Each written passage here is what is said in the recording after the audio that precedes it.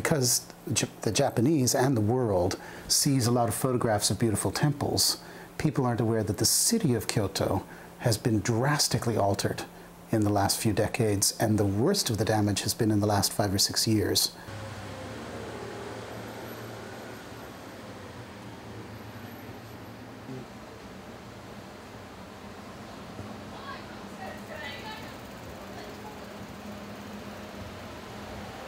Machiya are townhouses, and Kyoto Machiya are very distinctive. For one thing, there was a style of, for example, of creating the exteriors with slatted wooden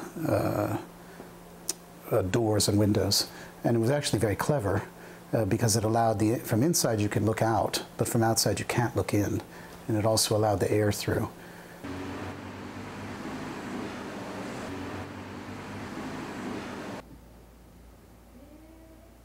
Machiya had many other characteristics. They had small internal gardens that they called tsuboniwa, gardens in a bottle.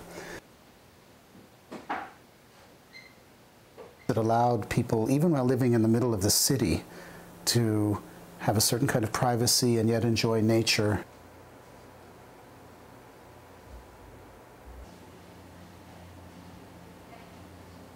Machiya incorporate the use of bamboo, lacquer, all different, many kinds of wood, tatami, plaster, metalware, metal fittings, paper sliding doors.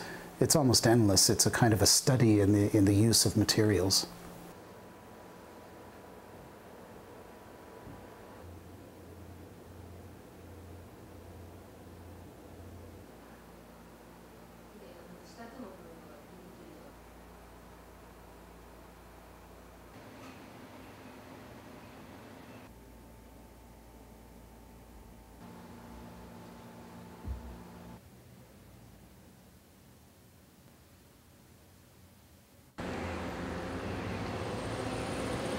Of course, you could always argue that we should fill in the canals of Venice because it would be a lot more convenient to get around. You could also argue, as Le Corbusier did, that the entire ancient center of Paris should be demolished to build big concrete apartment blocks. But the fact is, Venice, Paris, Kyoto, these are absolutely irreplaceable treasures of the world. This is why America did not bomb Kyoto at the end of the war, because Secretary of War Stimson argued to President Truman that Kyoto is more than just for the Japanese, it's a treasure of mankind. I believe that's true.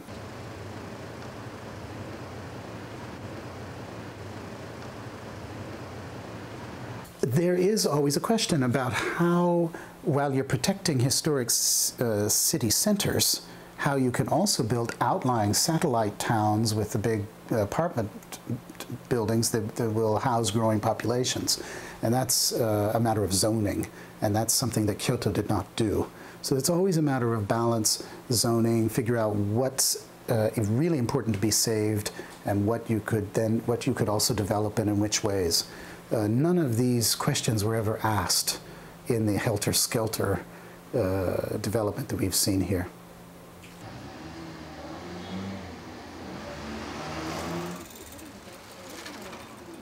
There's an old Japanese story about a man who goes into the mountains to study folklore. And the tale is that if the bell isn't rung every night, then the dragon will rise out of the pond and wipe out the village. And he falls in love with the bell ringer's daughter, and one day the bell ringer dies. And he's got this question when evening comes: should he ring the bell? And he thinks, oh, well, why not? And he does. And the next night comes and he rings it again.